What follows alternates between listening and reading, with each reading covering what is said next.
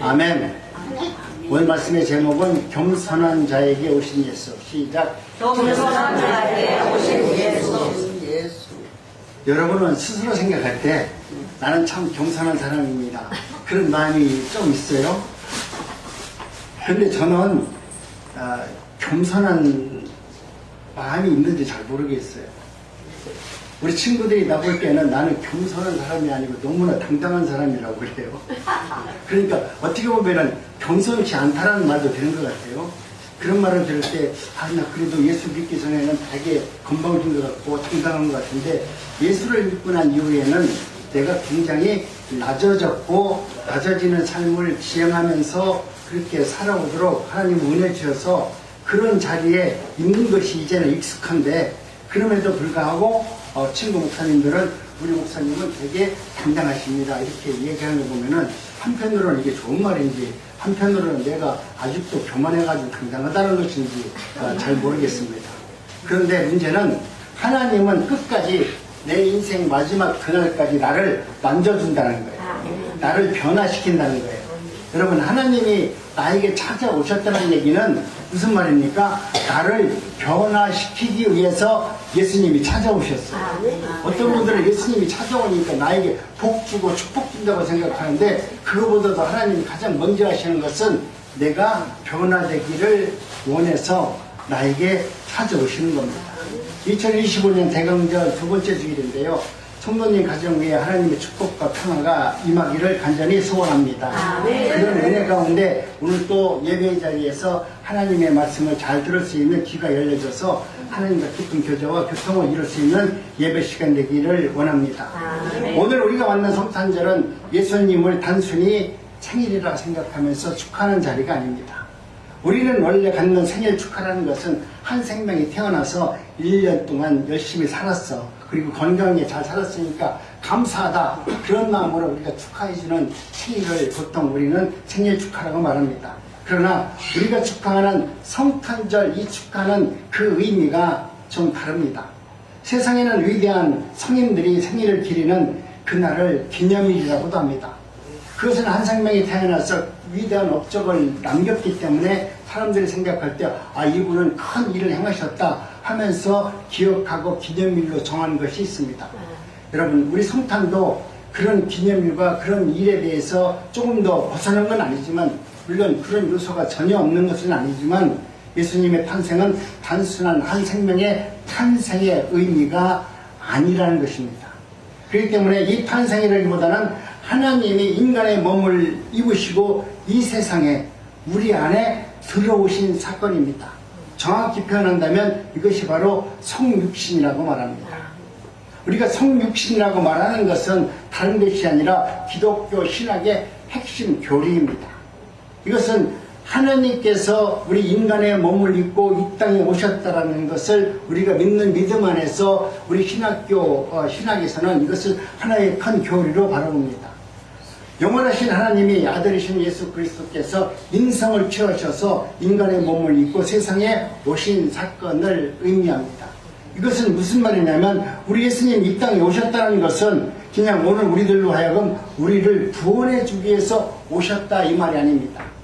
말씀이 육신이 되어 우리 가운데 거하신 역사적인 사건입니다. 성경에서는 이미 하나님의 언약의 말씀 안에서 예수님의 오심을 예언해 놓으셨어요. 성경은 오늘 우리에게 말씀하신 모든 예언이 이 땅에서 성취하는 것을 우리가 눈으로 보게 하는 것입니다. 그리고 믿음으로 바라보게 하는 것입니다. 그렇기 때문에 오늘 우리는 성경 말씀은 그냥 우리에게 주어진 하나님의 언약의 말씀이니까 그 말씀은 지금 내 눈으로 봤을 때 성취되지 아니하고 이루어지지 않는다고 해서 이것이 이루어지지 않는 것이 아니라 하나님 나라 안에서 반드시 이루어진다는 것을 오늘 우리는 믿어야 됩니다. 이것을 역사적 구속사적 사건이라고 우리는 말하고 있습니다. 우리가 말하는 성육신의 본질은 참 하나님 대신 우리 예수 그리스도를 신성을 잃지 않으신 완전한 하나님이십니다. 이 땅에 오신 예수님은 하나님의 신성을 잃어버리지 않은 하나님으로 오셨고, 동시에 인간의 몸과 감정, 의지를 지닌 완전한 인간으로 오셨습니다. 이것은 놀라운 신비입니다. 교회는 이 신비를 참 하나님, 참 인간이라는 말로 고백해 왔습니다. 말씀이 사람이 되신 사건을 요한복음 1장 14절에서 성육신을 말씀이 육신이 되었다라고 표현합니다. 말씀이 육신이 되었다. 이는 오늘 하나님의 말씀 안에서 성경에 기록되어진 모든 언약의 말씀은 이와 같이 성취된다는 것을 이야기하는 것입니다. 이는 하나님이 자기 계시가 추상적인 개념이 아니라 인간과 역사 속에서 구체적으로 나타나서 눈으로 보여주는 것입니다. 성육신의 목적은 구속사적 완성을 이루기 위해서 성육신 하셨습니다. 죄 없는 인간으로 오심으로써 십자가의 대속의 은혜를 감당하기 위해서, 우리 인간은 우리의 죄상의 본질을 감당할 수 없는 인간이기 때문에 우리의 죄를 대속하기 위해서 예수님께서 친히 우리의 인간의 몸을 입고 이 땅에 태어나셨습니다. 성육신은 구속의 전제이자 기반입니다. 하나님의 드러내심, 하나님은 보이지 않는 하나님을 눈으로 보는 삶과 행동으로 예수님이 친히 보여주셨습니다. 우리 하나님께서 얼마나 너희들을 사랑하는지 예수님이 이 땅에 오셔서 우리 하나님은 이런 하나님이다, 너희들을 끝까지 용서해 주시고 기다려 주시고 오래 참아주고 그래서 마침내 내가 택한 백성을 구원해 주시는 하나님이시다, 이것을 우리가 눈으로 하나님은 이런 분이다 라는 것으로 보여주기 위해서 예수님이 오셨어요. 예수님이 오셔서 하신 행동은 하나님이 우리를 얼마나 사랑하셨는지를 온몸으로 보여주신 거예요. 당신이 죽기까지 내가 너를 사랑하노라, 이것을 보여주는 것이에요. 하나님을 드러내심으로 예수님은 보이지 않는 하나님을 우리 눈으로 보게 해주시는 신성을 가지신 예수님이십니다. 성육신은 하나님의 성품과 뜻의 궁극적인 계시입니다. 이것은 그냥 오늘 갑자기 오신 것이 아니라 하나님께서 이런 분이라는 것을 성경에서 기록해 나왔고 그 뜻을 이루기 위해서 예수님께서 이 땅에 오셨습니다. 그렇기 때문에 오늘 여러분이 성탄절을 맞이하면서 성육신하신 예수님은 이 땅에 오셔서 무슨 일을 하셨고 무엇을 위해서 살아오셨고 또 무엇을 우리에게 하기를 원하시면서 마지막 떠나면서 우리에게 어떤 유언을 남기셨는지 그 말씀을 여러분 깊이 묵상하시기 바랍니다. 성육신이란 하나님의 은혜 가운데 저와 여러분들이 하나님의 말씀 가운데 성육신의 그 참 의미는 하나님의 아들이 인간의 몸을 입고 오신 사건입니다. 여러분 이건 놀랍잖아요. 하나님께서는 모든 것을 통치하시는 하나님이시잖아요. 구약시대에는 예수님의 하나님의 말씀을 들어야 돼요. 그 주권 안에 들어가야 돼요. 하나님의 말씀대로 살지 않으면 우리는 벌을 받았어요. 하나님의 말씀을 들으면 하나님은 그래 너 잘했다 축복하고 땅도 줬어요. 그래서 하나님을 믿으면 복을 받는다고 말했어요.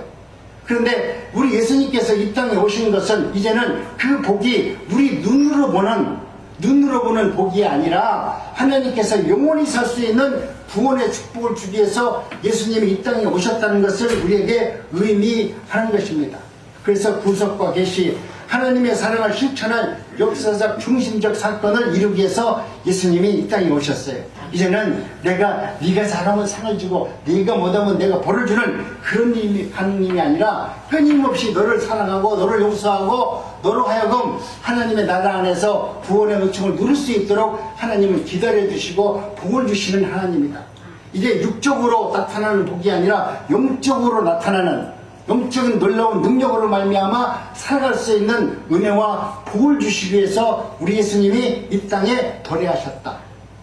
여러분 우리는 눈으로 나타나는 것은 잠깐의 기쁨이 있어요. 그러나 잘못하면 또 벌을 받는다라고 하면 얼마나 힘들겠어요. 그러나 오늘 우리들이 늘 말씀하시지만 여러분 마음속에 구원의 확신이 있고 천국을 여러분이 소유하고 있다면 여러분은 오늘 우리가 당하는 많은 문제 앞에서 두려워하지 않잖아요.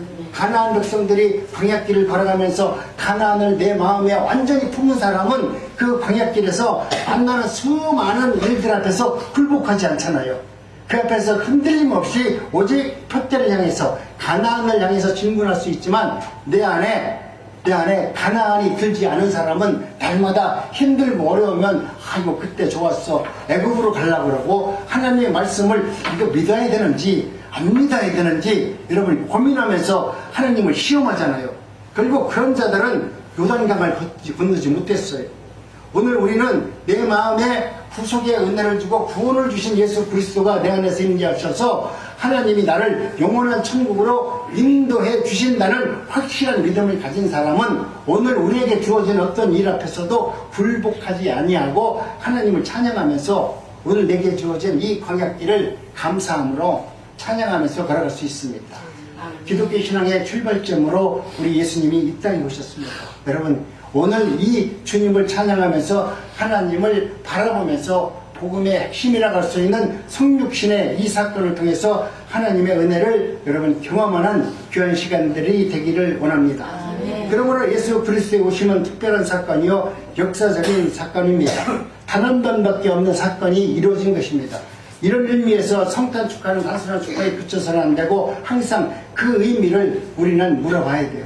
하나님, 예수님이 오셔서 나를 구원해 주기 위해서 이와 같이 피 흘려 죽으셨는데 내가 어떻게 사는 것이 하나님의 은혜 가운데 올바로 사는 삶을 살 수 있습니까? 라고 우리는 늘 물어보면서 하나님과 교제를 통해서 하나님이 원하시는 그 뜻대로 살아가는 삶을 사는 자가 은혜가 있는 자요 복이 있는 자라고 말합니다. 복음서를 기록한 자들이 예수님의 탄생 기사를 쓸 때 어떤 유명한 사람들의 기사를 쓴 것이 아닙니다.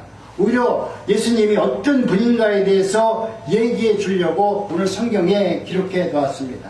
우리는 이 시간 성육신으로 오신 예수 그리스도의 의미가 무엇인가를 살펴보면서 은혜를 받으려고 합니다. 특별히 성취하신 아기 예수를 만난 사람들의 중심으로 오늘 말씀을 증거하게 될 것입니다. 먼저 예수 그리스도는 갈릴리의 한 평범한 처녀인 마리아의 몸에서 탄생했습니다.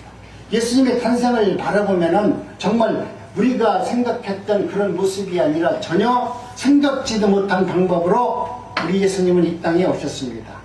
마리아는 자기를 가리켜 뭐라고 말했냐면 나는 계집 좀 비천한 자입니다 라고 말했습니다. 나는 세상에서 내세울 곳이 없습니다. 내가 시골에다 농사만 짓고 부모님이 허락한 대로 살았지 내가 뭐 지혜가 있고 지식이 있고 뭐 남들보다 특출한 것이 있는 자가 아닙니다. 겸손한 말이지만 별로 특별한 사람이 없는 한 시골 처녀에 불과했던 마리아를 통해서 예수님이 이 땅에 오셨습니다. 그렇다면 예수님이 이 땅에 오셔서 우리에게 하신 말씀이 뭡니까? 저와 여러분들도 오늘 이 말씀을 통해서 예수님의 은혜를 경험하시기 바랍니다. 마리아는 평범한 시골 처녀였지만 그에게는 겸손한 마음과 순종할 수 있는 마음이 있었습니다. 하나님의 말씀을 들을 수 있는 겸손한 마음이 있었고 하나님께서 내게 어떤 말씀을 하신다면 그 말씀에 순종할 수 있는 믿음이 있었다라고 말합니다. 그러면서 또 한 가지 말하는 것은 놀라운 은혜가 있는 여인이었다. 우리가 하나님의 은혜 가운데 살아가면서 여러분 내가 하나님의 말씀을 들을 수 있고 겸손한 마음으로 그리고 순종할 줄 안다 할지라도 그 순종 속에서 내가 인내하지 못하면 우리는 그 인내와 그 겸손이 진짜가 아니고 가짜일 수밖에 없습니다. 이 말은 겸손한 마음과 순종할 수 있는 마음을 가진 사람은 끝까지 환경을 초월하는 인내심이 있어야 된다는 거예요. 기다릴 줄 알아야 된다는 거예요. 환경이 아무리 어렵고 주변이 어떤 여건으로 바뀐다 할지라도 내 마음에 요동함 없이 하나님은 그리 하실 수 있는 분이십니다. 하나님의 뜻은 내가 알지 못하지만은 하나님은 반드시 나에게 놀라운 은혜를 통해서 내가 변화받고 하나님의 은혜 가운데 살아가도록 의의 길로 인도해 주실 분입니다 라는 인내할 수 있는 믿음이 있어야 돼요. 약혼한 마리아에게 천사가 나타나서 내가 수태하여 아들을 낳으려니 그 이름을 예수라 하라. 꿈속에서 나타났어요. 여러분 어떤 분들은 요즘에 꿈에서 나타나서 무슨 얘기만 하면 다 하나님의 말씀인 줄 아는데 여러분 마리아는 놀랍게도 하나님의 음성을 진리 안에서 듣게 됩니다. 충격적인 소식을 듣게 됩니다. 오늘 우리가 생각할 때 좋은 것만 들으면 하나님의 말씀이라고 했는데 여기서 마리아에게 듣는 이 말은 여러분 기쁨의 소식입니까? 내가 수태하여 아들을 낳으리니 그 이름을 예수라 하라. 이거 청청동력과 같은 음성이잖아요. 지금 들어보니까 이게 은혜고 하나님께서 나를 지명하시고 나를 택하셨으니 얼마나 위대한 말씀일 수 있어요. 근데 그 당시에 말로 들어보면 아니 나는 남자도 모르고 시집도 안 간 내가 어떻게 해서 수태하에서 아기를 낳는다고 얘기를 하시는지 이것이 진짜인지 가짜인지 믿을 수 있겠어요? 그런데 그 말을 듣는 것입니다. 여러분 오늘 우리도 하나님의 음성은 여러분들이 생각하는 여러분이 원하는 기쁜 소식으로 우리에게 찾아오지 않는 분일 수가 있다는 거예요. 내가 원하지 않는 뜻하지 않는 말로 내게 찾아오셔서 하나님은 네가 길을 오늘은 오른쪽으로 가고 뭔가 하기를 원하지만 하나님 아니다. 너는 왼쪽으로 가야 된다. 그리고 거기에 가면은 많은 어려움이 있을 거다. 그러면서 네가 겸손한 마음과 순종하는 마음으로 인내하면서 내 마음, 내가 원하는 삶을 살아내라. 그렇게 말하면 아이고 그것을 갖다가 진리의 말씀으로 아멘 할 수 있어요? 꿈속에서 벌떡 깨가지고 이게 무슨 말인가? 이걸 순종을 해야 되나 말아야 되나? 여러분 그럴 거 아니겠습니까? 그런데 마리아는 뭐라고 말하냐면 이렇게 말을 합니다. 마리아는 놀라서 어찌하여 이런 일이 있으리까 하면서 거부하려고 처음에 말을 합니다. 하나님 내가 어찌 내가 그 일을 감당할 수 있습니까? 나는 그런 여인이 아닙니다 라고 말합니다. 그런데 성령께서 다시 찾아오셔서 성령이 내게 임하시고 지극히 높으신 이의 능력이 나를 덮으시리니 이러므로 나실과 거룩한 자 하나님의 아들이라 일컬으리라. 성령께서 그 말씀을 주시고 그 말씀이 믿어지도록 해주셨습니다. 여러분 하나님의 말씀을 아무리 길다 할지라도 하나님께서 내가 성령으로 찾아오셔서 내게 주신 레마의 말씀은 우리가 잊어먹질 않아요. 그 기억이 내가 힘들고 어려울 때마다 더 선명하고 똑똑하게 내게 각인되어서 나를 붙들어줍니다. 나를 의의 길로 인도해줍니다. 그래서 천사의 말을 듣고 이내 태도를 바꿔서 주의 계집종의인이 말씀대로 내게 이루어지기를 원하나이다. 여러분 순종합니다. 여러분도 어떤 문제가 있다 할지라도 하나님의 은혜 가운데 여러분이 하나님이 주시는 모든 말씀과 은혜는 아브라함같이 지금 또 요셉과 같이 믿음의 선진들과 같이 오늘 우리들에게 모든 십자가로 다가옵니다. 하나님이 내게 주시는 은혜의 말씀이 우리는 복이라고 생각하는데 오늘 보니까 마리아도 하나님께서 찾아오셔서 주시는 말씀이 은혜가 아니고 다 하나님 거룩한 십자가입니다. 여러분도 하나님의 말씀을 들으면 그 십자가를 져야 돼요. 그 십자가를 지고 그 십자가를 통과해야 돼요. 거기에 하나님의 놀라운 은혜를 경험할 수 있습니다. 여러분 마리아도 사실 하나님의 말씀을 받아들였다는 것은 자신의 인생에서 가장 처절하고 무거운 십자가를 지는 것입니다. 그 십자가를 짐으로 당하는 고난과 고통은 이루 말할 수 없는 고난과 핍박과 자신의 운명을 바꿀 수밖에 없는 그런 십자가지만 그 십자가를 받아들이는 마리아를 봅니다. 오늘 우리는 하나님께 기도하면서 하나님 내 어려운 문제를 해결해 달라고 하는 여러분 기도가 아니라 하나님을 우리가 기도하면 우리가 져야 될 십자가를 우리에게 응답해 줍니다. 네가 이것을 원하지만 이것을 바라고 있지만 나는 너에게 이 십자가를 지어주고 이 십자가를 통해서 하나님이 누구이신가를 알게 하기를 원하는 그 십자가를 내게 주기를 원하시는 하나님입니다. 마리아는 하나님이 주신 그 십자가를 지게 됩니다.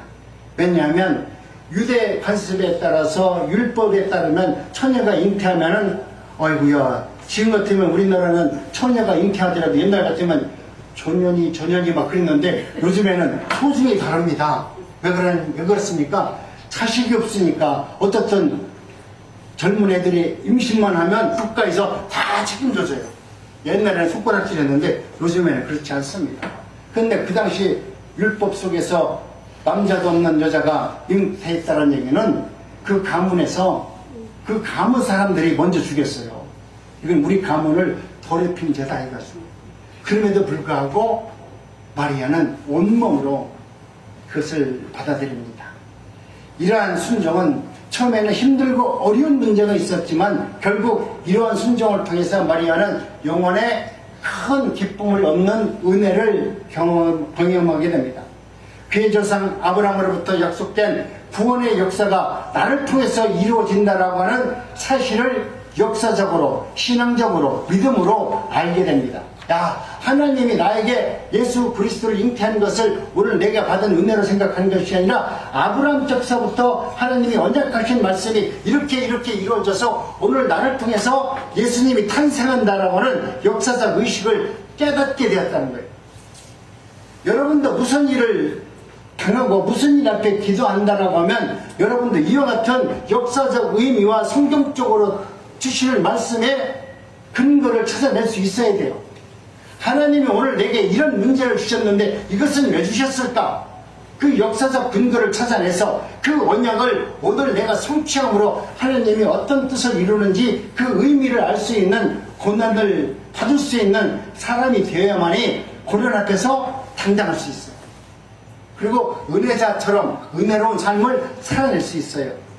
그냥 한 기쁨으로 하나님께서 이걸 나한테 주셨는데 내가 기도해서 어떻게 얻어봐야지. 여러분, 이건 옛날 우리나라 기독교에서 했던 가장 잘못된 기복적 신앙 안에서 얻는 하나님의 말씀이에요. 하나님의 말씀이 아니에요. 그렇기 때문에 오늘 우리는 하나님의 말씀은 이와 같이 마리아처럼 내게 당하는 이 고난이 아브라함 때부터 하나님의 많은 언약의 말씀 안에서 성취된 일이라고 생각하면서 앞으로 내가 당할 이 고난을 나는 순종과 감사와 또 인내로서 내가 감당해야 되겠다라고 하는 확실한 믿음을 가지고 그 역사적 사건 안에서 주인공으로서 살아가게 됩니다. 여러분, 오늘 우리는 이와 같이 하나님의 은혜를 경험할 수 있어야 돼요. 누가복음 1장 46절에 보니까 마리아의 찬가가 나오는데 우리 한번 합독합니다. 시작. 내 영혼이 주를 찬양하며 내 마음이 하나님 내 구주를 기뻐했음은 그 계집 중에 비천함을 받아보셨습니다. 보라 이제 후로는 만세의 나를 복이 있다 일컬으리라. 아멘. 역사적 근거를 찾고 나니까 하나님께서 반드시 그 일을 성취하면 나는 후에 만세의 나를 복 있는 사람이라고 일컬을 것이라 라고 하는 역사적 근거로 제시하면서 나는 복이 있는 사람이다 라고 말을 하는 겁니다.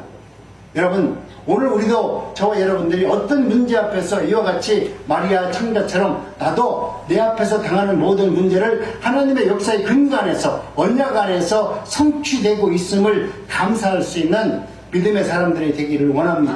아멘. 감사의 찬양을 부를 수 있는 은혜자가 되기를 원합니다. 아멘. 당시 사회 습관에서 가장 저주받은 여자일 수밖에 없던 이 마리아가 오히려 오늘 하나님의 은혜 가운데 저주받은 그 인생이 가장 축복받은 인생이라고 고백하고 자기야말로 가장 복을 받은 사람이라고 노래하는 이 믿음이 여러분 삶 속에서 일어나기를 원합니다.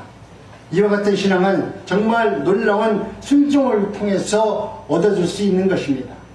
무거운 십자가일지라도 그것을 순종함으로 지는 자에게는 오히려 축복으로 변한다는 것을 오늘 말씀을 통해서 알게 하셨습니다. 예수 그리스도는 바로 평범한 처녀이지만 놀라운 인내와 순종을 가진 마리아를 통해서 이 세상에 오셨습니다. 그래서 순종이 제사보다 낫다라고 하는 겁니다. 우리가 하나님 앞에서 나와서 찬양 드리고 예배 드리고 뭐 예물 드리고 뭐 여러 가지 일들을 하지만 그거보다도 하나님의 말씀 앞에서 순종하는 것이 100번 낫다.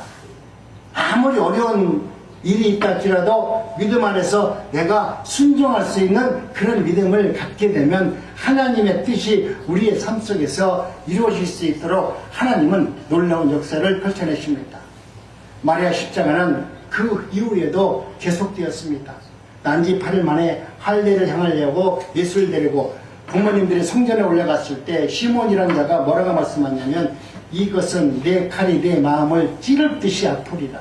앞으로 예수님을 키워내는 과정 속에서 내 칼이 내 마음을 찌를 듯이 그렇게 많은 어려움과 고통이 있으리라고 미리 예언하셨습니다.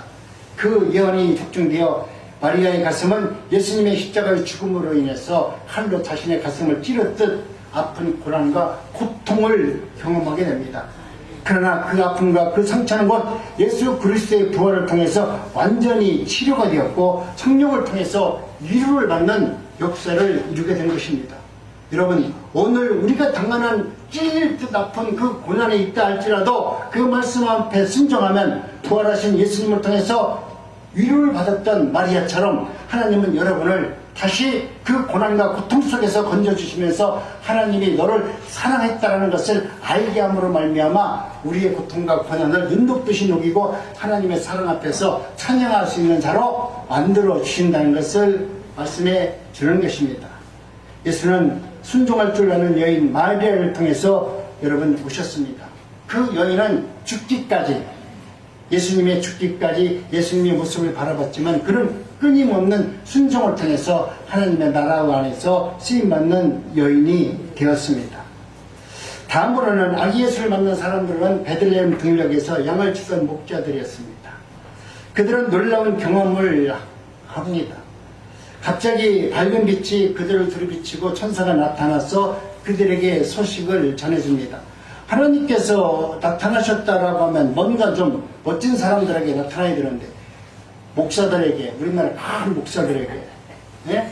그 당시 유대인들의 모든 대제사장들에게 나타나야 되는데, 에봇을 입고 날마다 품잡고 있는 그들에게 나타나서 하나님의 나라가 어떤 나라라 이런 것을 알려줘야 되는데, 어떻게 천사가 나타나도 가장 위천한 목동들에게 나타나서 하나님의 나라가 어떤 나라인지를 알게 해주잖아요. 그러면서 말씀합니다. 우리 합독합니다. 시작.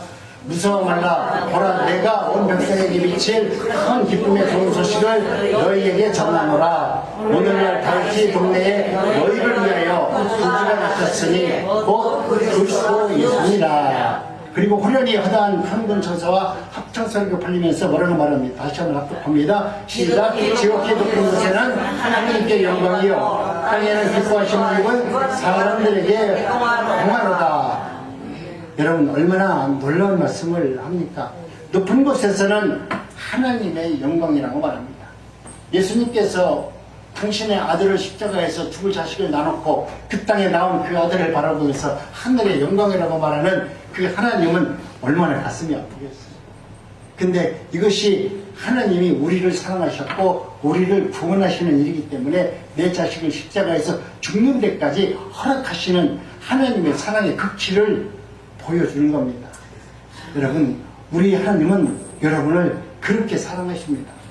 여러분 한 분 한 분을 정말 예수, 내 아들을 죽이면서까지 내가 너를 결코 사랑했기 때문에 내가 사단에게 너의 생명을 뺏기지 않고 세상에게 너를 뺏기지 않고 오롯이 하나님의 거룩한 백성으로 나는 반드시 만들 것이다. 환난이 있을 것이다. 가슴을 찌르는 고통도 있을 것이다. 많은 문제와 또 많은 사건들이 있을 것이다. 그럼에도 불구하고 나는 너희들을 버리지 아니하고 너로 하여금 하나님의 영광이 되는 자녀로 내가 세울 것이다. 하나님의 언약이십니다. 여러분, 이 언약을 받을 수 있고 이 언약 안에서 누릴 수 있는 은혜가 있는 사람은 이미 예수님과 같이 이미 천국을 누리는 것이에요. 예수님이 이 땅에 오셨다는 것은 이미 이 땅에 하나님의 나라가 들어왔다는 얘기예요. 예수님이 오셨기 때문에 이 땅은 하나님의 나라가 들어와 있고 이 땅에 하나님의 나라가 세워진 겁니다. 그렇다면 여러분은 이 땅에 하나님의 나라 안으로 들어가야 돼요. 예수님이 오셨는데 예수님 안으로 들어가지 않는 사람은 세상 가운데 있기 때문에 천국을 몰라요. 그런데 예수님이 오셨다는 것은 우리가 예수님 안으로만 들어가면 우리는 이 땅에서 천국을 경험하면서 기뻐하면서 감사하면서 살 수 있는 은혜자가 된다는 것을 이야기하는 겁니다. 이와 같은 일들이 오늘 우리가 말하는 대강절을 통해서 예수님이 오시는 그 언약의 말씀대로 찾아오신 예수님을 기다리는 것입니다. 600년을 한결같이 기다려온 메시아의 탄생 소식은 이스라엘 백성들이 누구나 듣고 싶어 했던 언약의 말 아닙니까? 유대인들도 자신들이 말하는 메시아를 기다리기 위해서 끊임없이 기도했던 사람들이에요.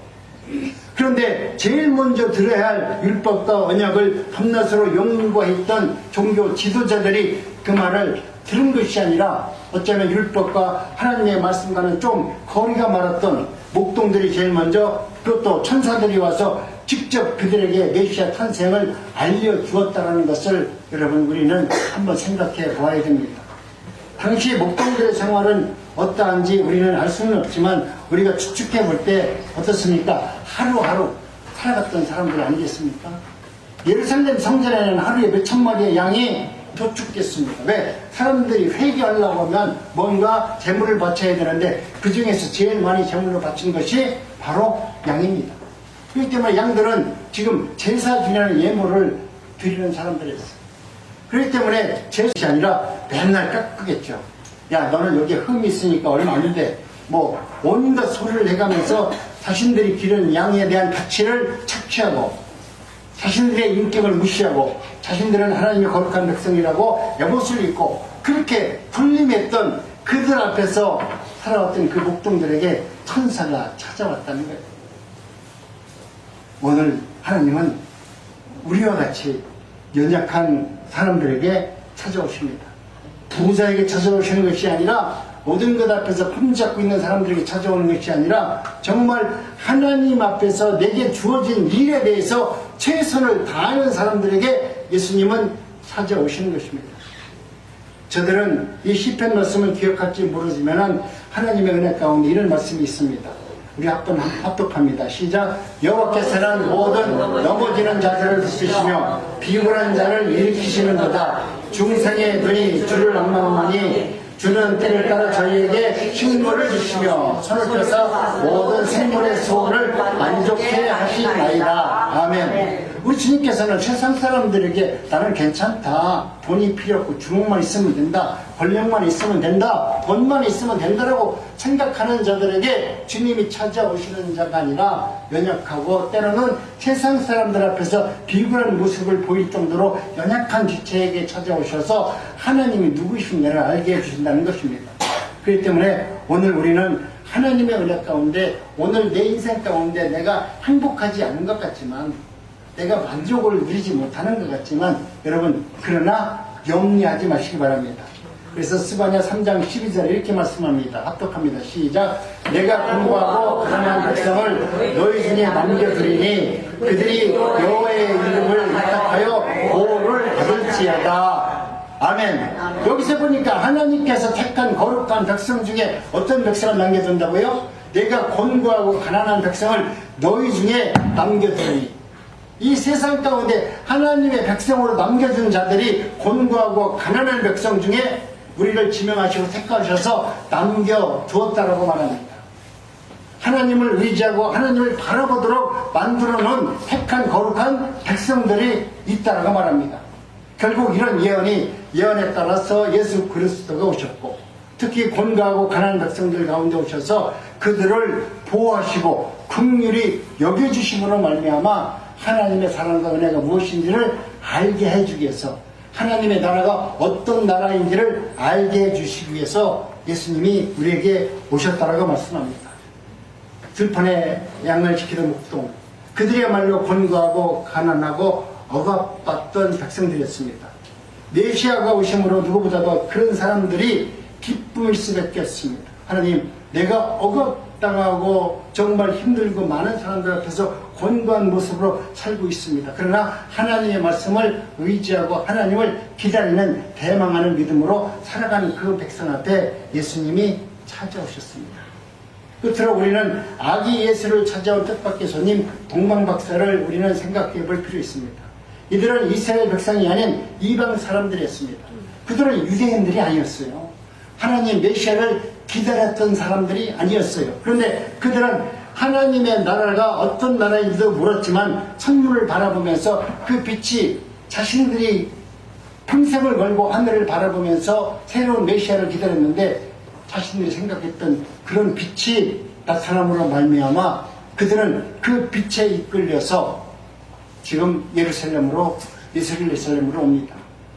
오늘 우리 하나님은 놀랍게도 자기의 백성들에게 찾아와서 메시아를 보여준 것이 아니라 정말 동방박사라고 하는 믿지 않는 이단들에게 믿지 않는 이방 백성들에게 찾아오셔서 하나님이 누구이신가를 만인들에게 알게 해주시는 표적으로 그들을 부르셔서 하나님의 탄생을 알게 됩니다. 아마도 그들은 정을 통해서 하나님의 탄생을 알게 되었고 그들은 왕을 찾는 순례의 길을 마침내 떠나게 되었습니다. 그들이 지금 메시아 그 별빛을 찾아서 걸어오는 길이 지금 보니까 저 이란에서 우리나라에 오는 만큼 아주 먼 거리입니다. 그 먼 거리를 왔다는 것은 생명을 걸고 온 거예요. 그 당시는 한 나라, 한 부족을 통과할 때 여러분 말 한마디 잘못하면 죽어요. 너와 나는 이방인이다. 그러면 그 당시는 무조건 죽일 수밖에 없는 그런 여건임에도 불구하고 그 모든 고난과 역경을 다 이기면서 그들은 메시아를 바라보면서 왔습니다. 이것은 메시아를 바라보고 온 것이 아니라 하나님께서 동방박사를 일부러 모든 인간들에게 하나님의 탄생이 무엇인가를 알게 하기 위해서 동방박사를 그렇게 먼 거리를 오게 했습니다. 그들로 하여금 너 지금 어디 가는 거야? 너 우리나라에 왜 왔어? 이렇게 물어볼 때 동방박사가 나 이 나라에서 뭐 잘 사는지 못 사는지 새로운 신문물을 좀 발견하러 왔어. 그러면 이놈이 스파이 아닌가 그럴 수 있어요. 근데 물어볼 때 뭐라고 말했냐면 하늘에 이상한 빛이 떠가지고 나는 별을 연구하는 사람이다. 그 당시 별을 연구한 사람이라고 말하면 최고의 지식층의 사람이었습니다. 신세계의 지식을 경배했고 사람들이 존경받는 사람들이었습니다. 그런데 그 빛이 여기를 통과하고 있기 때문에 나는 빛을 따라서 지금 그 길을 걸어간다고 하니까 그 많은 국가들을 건너오면서 하나님이 어떤 분인가, 메시아가 탄생이 어떤 것인가, 그들의 입을 통해서 하나님의 복음을, 하나님의 나라를 이야기하도록 그렇게 순례의 길을 걷게 하셨다는 겁니다.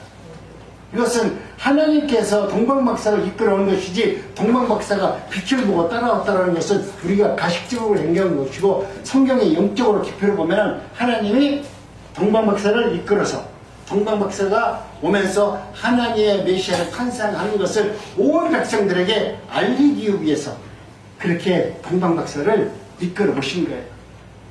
하나님은 빛처럼 놀라운 분입니다.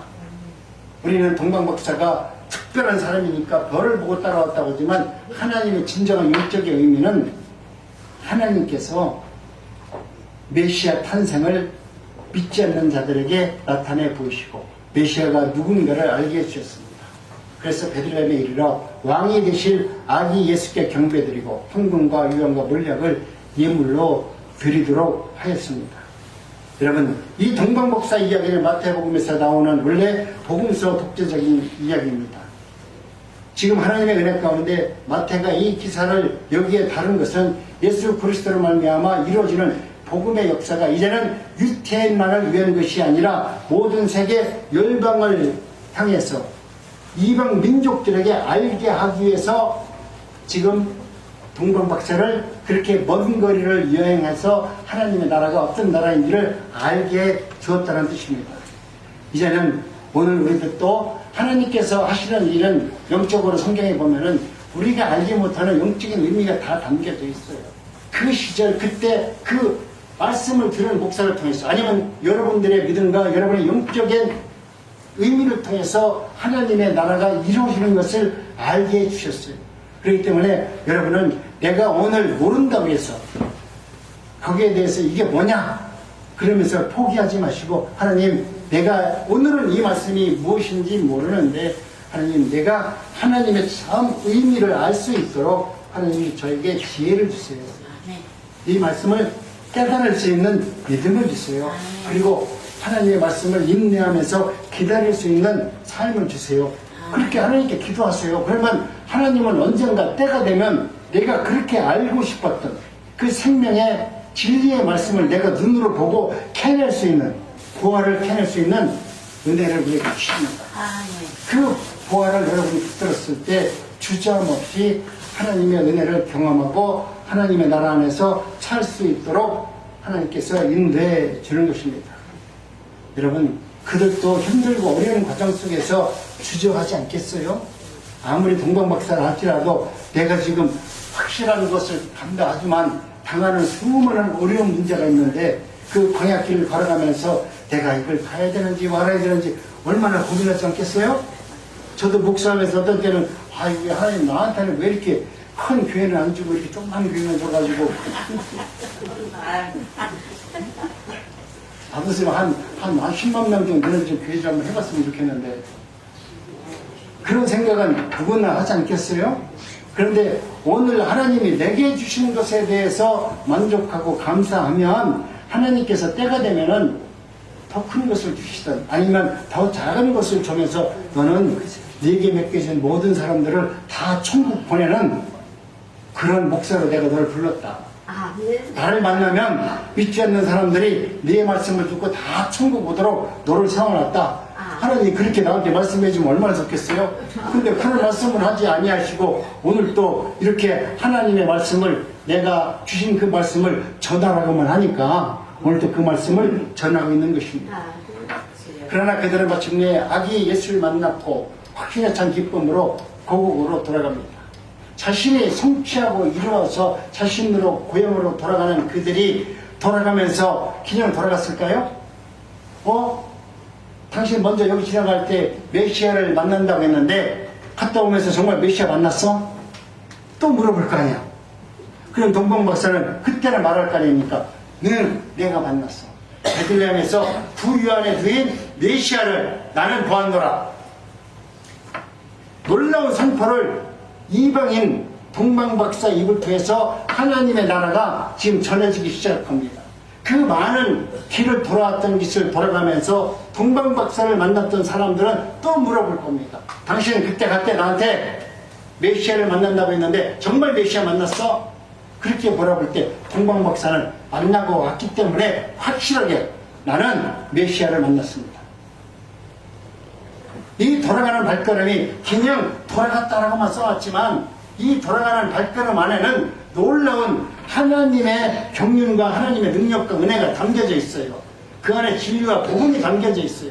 그들은 그냥 가는 것이 아니라 돌아가면서도 그들은 예수의 복음을 증거했고 예수님의 탄생을 얘기했고 메시아가 이 땅에 왔다는 것을 선포하도록 이방인들에게 복음을 증거하면서 자신의 속한 그곳으로 돌아가도록 하나님은 역사한 겁니다. 우리는 우리의 걸음이 그렇게 헛된 걸음이 아니에요. 우리의 걸음이 그냥 성경에 나오니까 여기에 보니까 그들은 기쁨과 확신에 찬 모습으로 본향으로 돌아갔다. 이거로 끝나면 그런가 보다 하지만 우리가 그 내면을 세계를 한번 들여다보면 거기에는 놀라운 은혜와 능력이 담겨져 있잖아요. 이것은 성령이 깨닫지 않고서는 하나님의 말씀을 그렇게 증거하기 쉽지 않아요. 하나님이 그 말씀을 주셨기 때문에 말씀을 증거하도록 하나님이 허락해 준 겁니다. 그렇기 때문에 여러분은 여러분 삶 속에서도 당하는 수많은 일들이 있을 때 그 일 속에서 일상으로 지나가는 일로 바라보면 그것은 아무 일도 없어. 그런데 그 일을 통해서 하나님의 일하심을 여러분이 눈으로 봐야 돼요. 예수님을 우리가 눈으로 봤다면 그분이 하나님의 나라라는 것을 우리가 볼 수 있어야 돼. 그 하나님의 나라가 이 땅에 오셨다고 하면 나는 빨리 예수 믿는 믿음 안에서 예수님의 안으로 들어가면 천국 삶을 산다는 것을 여러분이 믿음으로 살아내야 돼요. 그래야만이 정말 내가 기쁨으로 감사함으로 살아갈 수 있는 은혜를 허락하여 주는 것입니다. 예수님의 오심은 역사의 의미를 통찰할 줄 아는 모든 사람들에게는 이와 같은 의미를 깨닫고 살아가는 것입니다. 메시아는 예수를 믿는 그 당시 사람들은 기대하지 않았지만은 기대하지 않았던 사람들에게 예수님이 찾아오셨습니다. 그런 비천한 자 속에 겸손한 자 속에 가난한 자 속에 메시아를 기대를 안 했던 그 이방인들에게 예수님이 찾아오셔서 예수님이 누구인가 탄생을 알게 해주는 역사가 시작됩니다. 그 이유는 무엇입니까? 마리아의 노래에서 그 이유를 우리는 찾을 수가 있는 것입니다. 우리 한번 합독합니다. 시작. 그의 발로 힘을 벗겨서 마음의 생각이 교만한 자를 끄시고 권세 있는 자를 그 위에서 내리치시며 비천한 자를 높이시고 줄이는 자를 좋은 것으로 배불리셨으며 부자는 빈손으로 보내셨도다. 그종 이스라엘을 보사 긍휼히 여기시고 기억하시고 우리 자손에게 말씀하신 것과 같이 아브라함과 그 자손에게 영원히 하시리라 하리라. 아멘. 이와 같이 하나님은 오늘 우리들에게 모든 말씀 안에서 역사하십니다. 우리가 성탄의 의미를 바로하려면 겸손한 자리로 동등한 자리로 내려가야만 주님을 만날 수 있습니다. 예수님은 거기에 계시기 때문에 그렇습니다. 우리는 물질의 풍요 속에서 우리의 가난한 마음을 잃지 말아야 됩니다. 우리의 마음속에서 영원한 풍성한 마음을 누리더라도 마음이 가난한 마음을 유지하면서 하나님 앞에 긍휼과 자비를 구하는 삶을 살아내야만 하는 것입니다. 대강제를 통해서 예수 그리스도와 진정한 만남이 여러분 삶 속에서 잘 이루어지길 원합니다. 그래서 기쁨과 감사가 넘치는 예수님을 이 대강제를 통해서 성탄제를 통해서 하나님과 깊은 교제가 이루어지는 복된 시간들이 다 되시기를 간절히 원합니다. 기도합니다.